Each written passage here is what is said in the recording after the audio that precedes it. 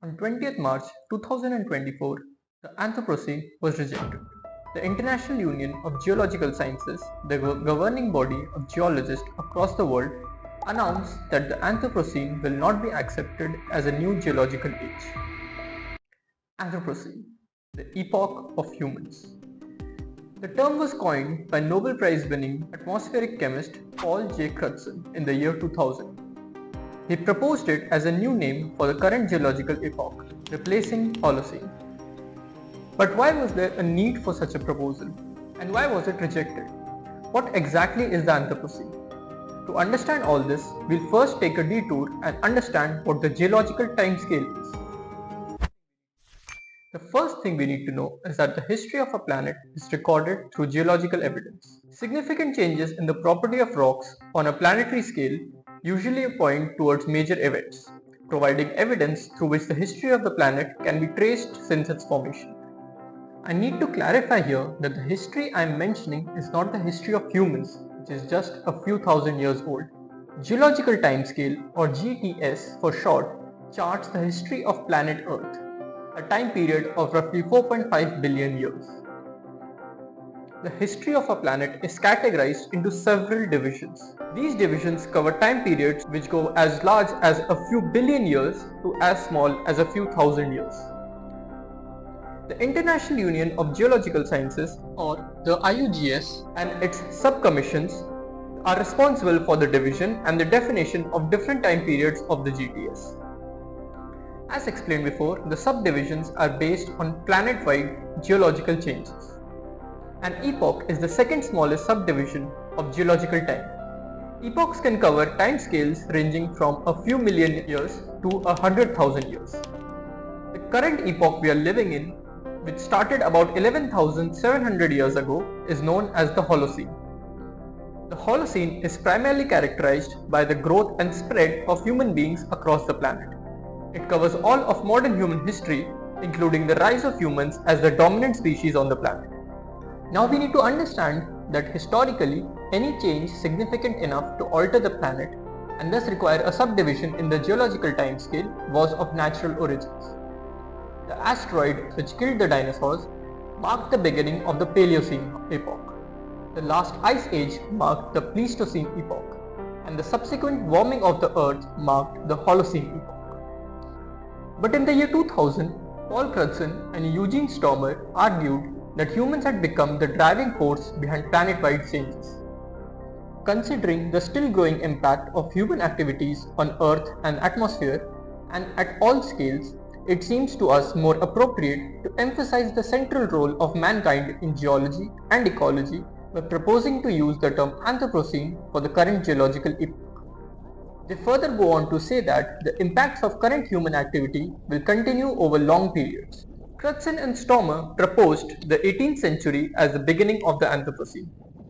They suggested that since the invention of the steam engine by James Watt in 1784, which eventually led to the Industrial Revolution, we can clearly notice the effects of human activities on the planet. Over the next few years, a lot of debates, discussions and publications led to the Anthropocene being adopted in the public domain. The term and the concept were adopted by ecologists, politicians, and even by disciplines such as architecture and design. In 2009, the Anthropocene Working Group was established within the IUGS. The group was tasked with collecting compelling evidence of the impact of human-induced planetary changes, which would necessitate a new subdivision in the geological timescale. The AWG needed to provide concrete geological evidence. The site of study chosen was the Crawford Sinkhole Lake in Canada. The AWG also proposed that the beginning of the Anthropocene should be from the 1950s instead of the 18th century as originally proposed by Crutzen. The reasoning for this was the worldwide testing of hydrogen bombs which began in the 1850s. Geologists suggested that the spread of radioactive material would be good geological markers to show the impacts of human activity on the planet. After about 15 years of study, the Anthropocene Working Group produced a report in October 2023 to be voted upon by the members of the IUGS. To simplify, the report proposed that the Anthropocene should be a new geological unit, that it should be of series or epoch status, and that it should not begin in the mid-18th century but rather in the 20th century, approximately 1950, where a range of indicators marked a significant increase in human impact.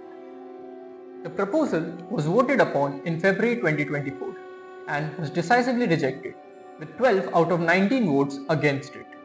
The vote was then validated by the chairs of the 17 subcommissions of the IUGS, with 15 votes in favor of rejecting the proposal. A major argument against the Anthropocene has been the nature of the suggestion itself. The impacts of human activity on global systems cannot be appropriated to one event.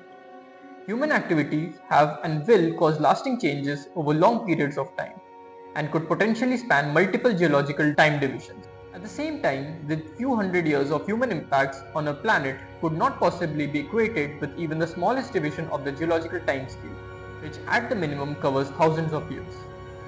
Thus, the Anthropocene was rejected. So what comes next? According to the geologists, we still belong in the Holocene epoch. The Anthropocene, though rejected as a formal new epoch, is still recognized by the IUGS as an important concept when talking about human-environment relationships. The Anthropocene as a concept will continue to be widely used not only by earth and environmental scientists, but also by social scientists, politicians, and economists, as well as by the public at large. It will remain an invaluable descriptor in human-environment interactions.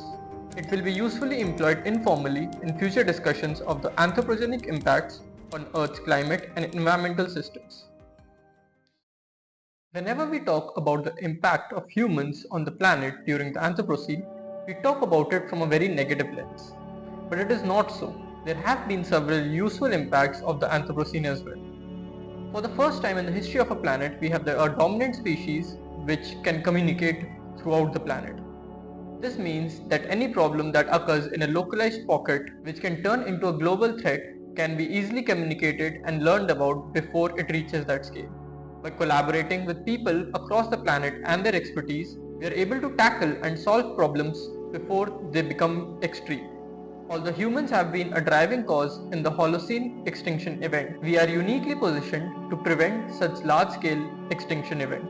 In a recent paper, I discussed both the advantages and disadvantages of the Anthropocene and what we can do to mitigate some of the disadvantages. There are several new concepts that have emerged which talk about the problems that are being caused by human beings and how we can tackle them on a design level. One of the major concepts that has emerged is called the post-Anthropocene. I will be discussing about this concept in more detail in a future video. As a species sitting collectively on the driver's seat of changes to the planet, I hope we as human beings can bring changes that are positive and promote coexistence with nature. These changes do not have to be large scale. They can be practiced by everyday humans such as you and me, and include small things such as switching off the lights when not in use. In the end, I would like to leave you with a gentle reminder that the idea of the Anthropocene would not have been possible with just a few handful number of human beings. Every human being matters, including you. I hope you were able to learn something new from this video, and I will see you in the next one.